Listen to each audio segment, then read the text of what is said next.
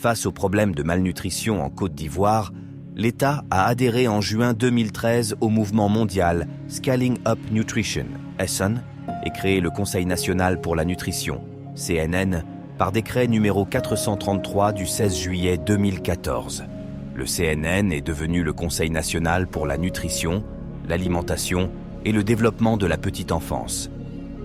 Le Conseil national pour la nutrition, l'alimentation et le développement de la petite enfance, CONAP, a mis en place le foyer de renforcement des activités de nutrition communautaire, FRAN. C'est une structure opérationnelle permanente mise en place par la communauté pour résoudre elle-même les problèmes de nutrition et de développement intégré de la petite enfance qu'elle rencontre.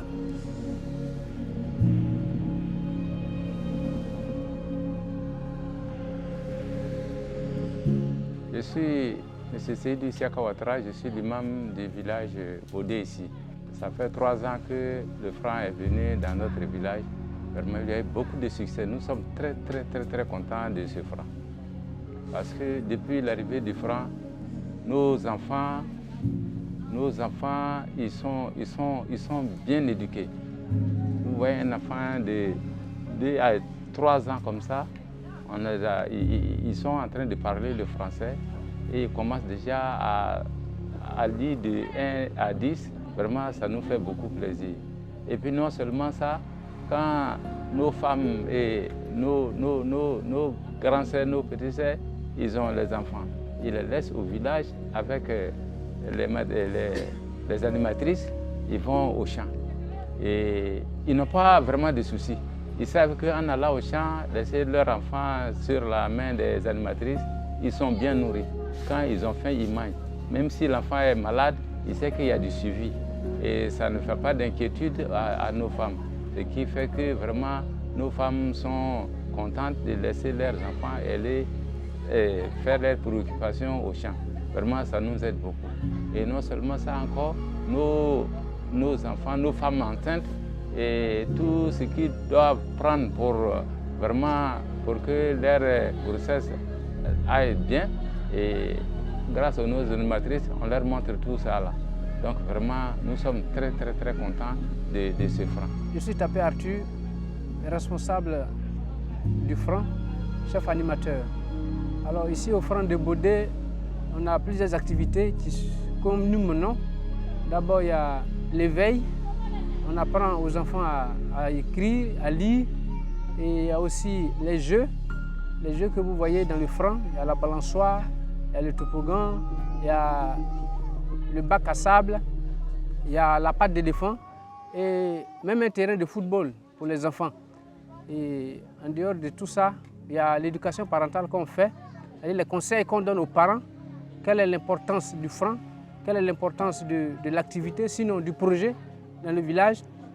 On donne des conseils aux parents, on donne des conseils aussi aux mamans et il y a aussi un suivi qu'on fait, la pesée. Chaque fin de mois, on fait cette activité-là, on pèse les enfants pour voir si les enfants sont bien portants ou pas. Mais il faut dire que ça nous aide parce que je suis avec des femmes, des jeunes filles au nombre de 12. Et chaque jour, on a fait 5 équipes. Une équipe monte par jour. Et les 5 équipes-là respectent normalement les jours. Je me nomme Nguessan Marie, je suis encadreur sur ce projet. Et dans ce village, mon rôle est d'organiser les animateurs pour qu'ils puissent réaliser les activités selon le PMA, c'est-à-dire le paquet minimum d'activités. Et ici, les personnes cibles sont les femmes enceintes, les femmes allaitantes et les enfants de 0 à 5 ans. Et nous œuvrons pour que la malnutrition soit bannie de la Côte d'Ivoire. Et c'est pour cela que ce projet a été initié. Alors nous faisons les activités pour mener à bien ces choses, pour que la malnutrition soit vraiment hors de la Côte d'Ivoire.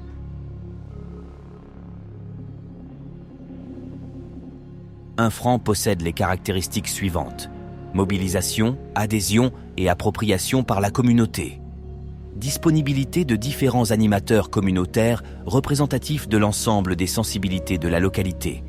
Disponibilité d'un espace suffisant, couvert et accessible à tous pouvant abriter ces activités.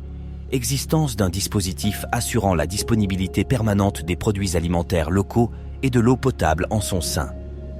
Cette approche communautaire est utilisée pour réduire considérablement et prévenir la malnutrition et assurer le développement intégré de la petite enfance. Toutefois, le franc peut éventuellement servir de porte d'entrée à d'autres interventions dans le milieu communautaire. C'est vrai, le projet nous a apporté beaucoup, je dirais, puisque d'abord, le fait même de regrouper les enfants, où nous avons juste une centaine aujourd'hui, mais la centaine d'enfants constitue 100 familles bien définies, ce qui veut dire qu'il y a une cohésion qui est instaurée au niveau même du village. Ça, c'est un premier atout.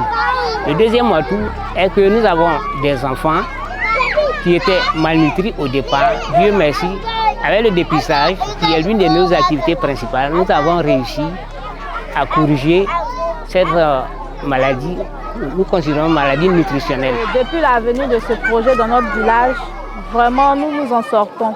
Parce que nous aide dans la recherche de nos femmes perdues de vue, c'est-à-dire les femmes qui ne viennent pas à leur rendez-vous. Et aujourd'hui, grâce à ce projet, on arrive à capter tous les enfants malnutris. Et au cours de leur évaluation nutritionnelle, quand ils dépistent les enfants,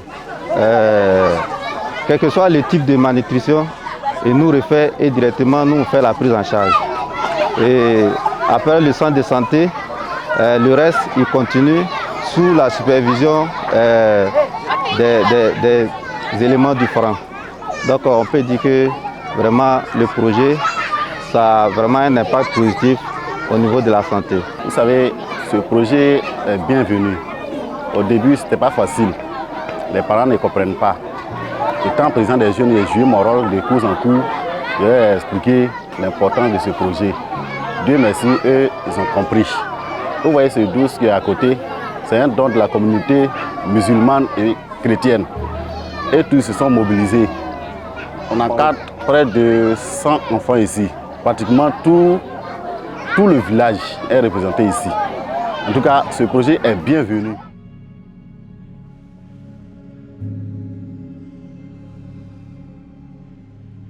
Je suis Kwasi Ndribla Marie, sous-préfet de Pricro, dans le département de Pricro, qui fait partie de la région de Lifou. Alors, la sous-préfecture de Pricro a été créée par le décret 61-16 du 3 janvier 1961. Son fonctionnement a commencé le 20 février 1964. Alors, ce qui est du projet multisectoriel de nutrition et de développement de la petite enfance, il faut dire que dans la sous-préfecture de Pricro, le projet a été initié depuis le 10 août 2020 et ça prenait en compte 12 villages. Aujourd'hui, en 2023, nous sommes à 22 villages. C'est dit combien de fois les parents, sinon la population de Pricro, a adhéré vraiment à ce projet, le projet de l'État de Côte d'Ivoire.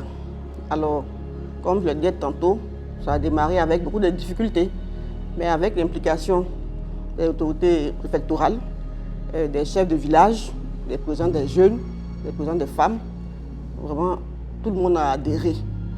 Et tant bien que mal, nous apportons le nécessaire que les familles qui sont vraiment concernées vraiment puissent vaquer à leur occupation avec plus de, je dirais, plus de responsabilité en vue de mener à bien les projets de développement que le président a mis en place pour le bien-être des populations.